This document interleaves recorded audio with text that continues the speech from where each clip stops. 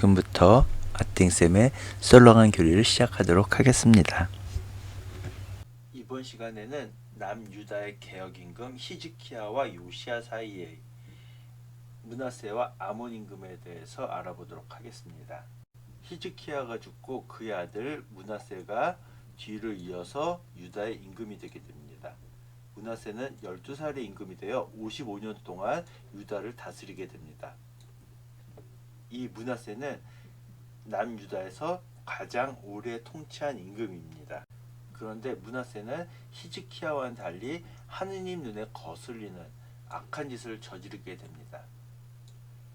자기 아버지 히즈키야가 헐어버린 산당들을 다시 짓고 바알 제단들을 세우고 그리고 아세라 목상을 만들고 우상들을 섬기게 됩니다. 그리고 자기 아들들을 불 속으로 지나가게 하고 영매와 점쟁이를 두는 등 하느님께서 보시기에 악한 짓을 저질러서 하느님의 분노를 돋우게 됩니다. 므낫세는 하느님 눈에 거슬리는 악한 짓을 저지르고 또 유다 백성들까지 죄짓게 한 죄 말고도 므낫세의 잘못에 대해서 지적한 사람들을 죽이는 그런 행위를 했습니다. 이에 하느님께서는 아시리아 임금의 군대를 끌어들이셔서 므낫세를 바빌론으로 끌려가게 하셨습니다. 그러자 공경에 처한 므낫세는 자신을 낮추고 하느님께 용서를 청하게 됩니다.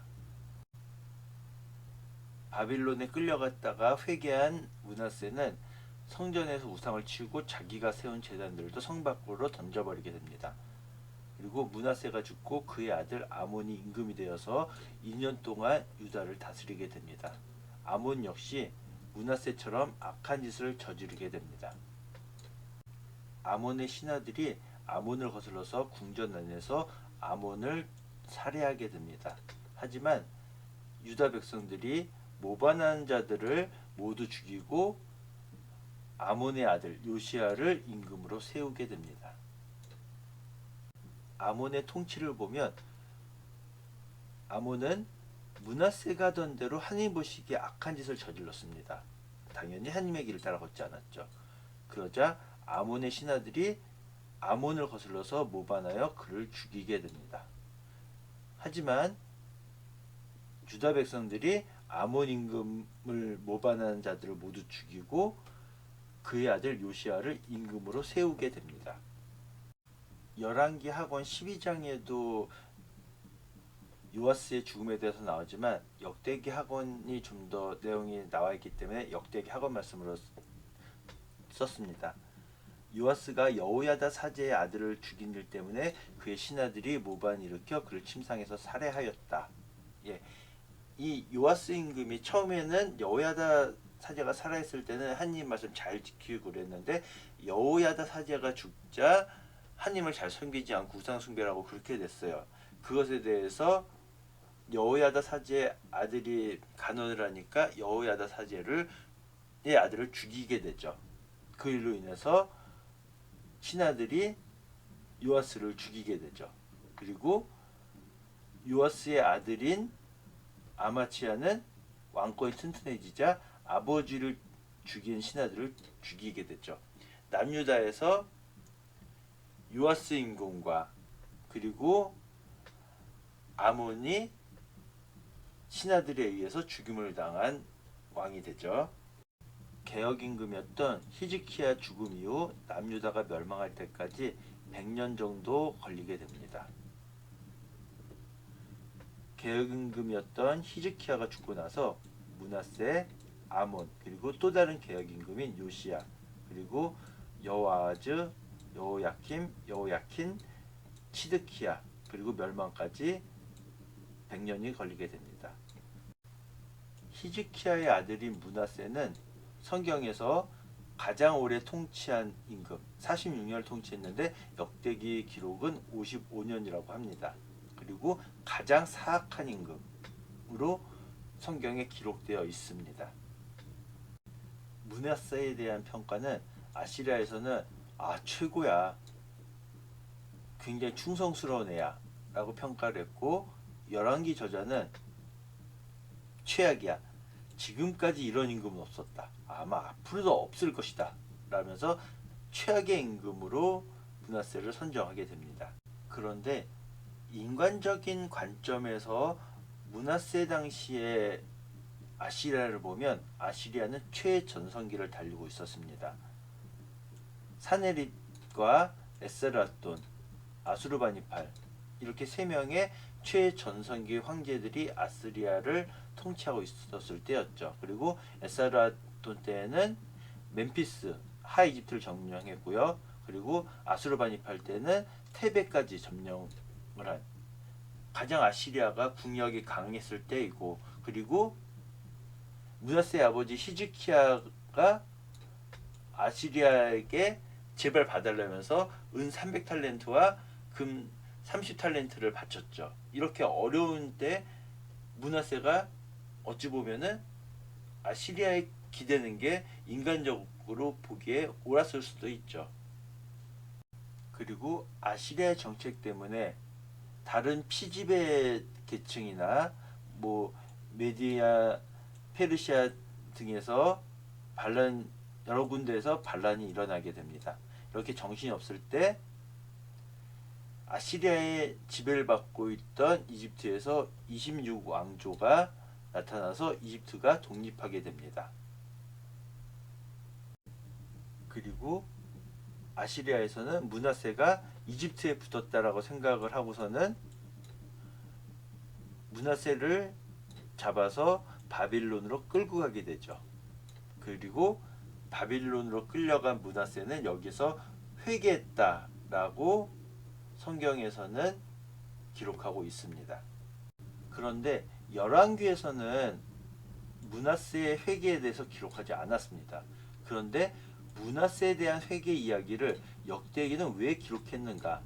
그것은 아마도 분명히 앞서서 설명했잖아요. 므낫세는 가장 오래 유다를 통치한 임금이면서 또한 최악의 임금이었는데, 이 최악의 임금이 어떻게 가장 오래 다스릴 수 있었느냐에 대한 해답으로 므낫세 회개 이야기를 역대기가 기록한 것이죠.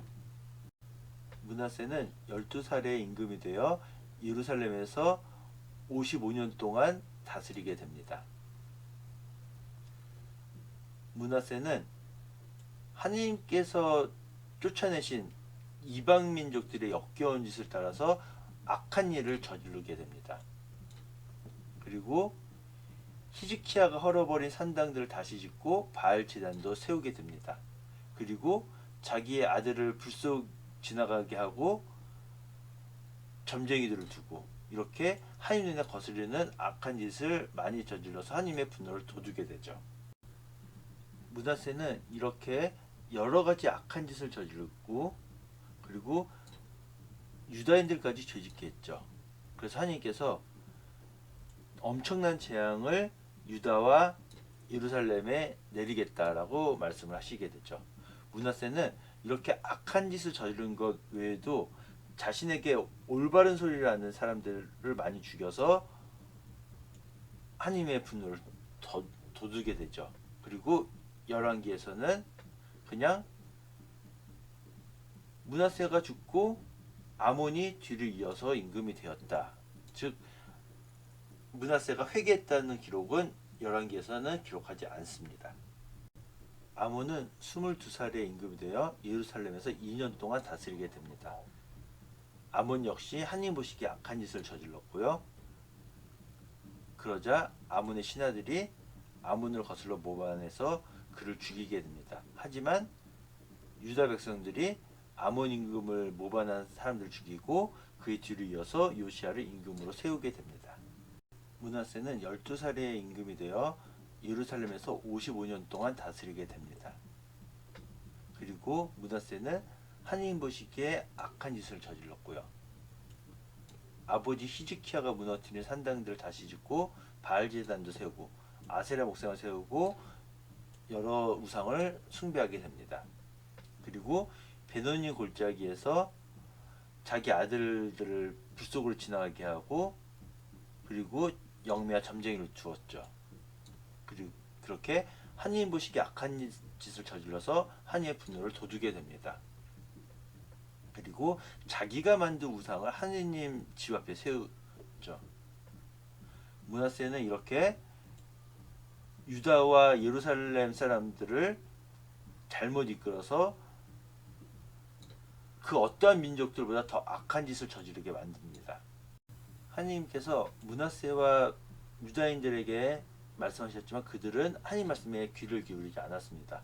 그래서 하나님께서 그들에게 아시리아 군대를 끌어들이시자 그들은 므낫세를 잡아서 바빌론으로 끌고 가게 됩니다. 이렇게 공경에 빠지자 므낫세는 하느님께 간청하게 됩니다.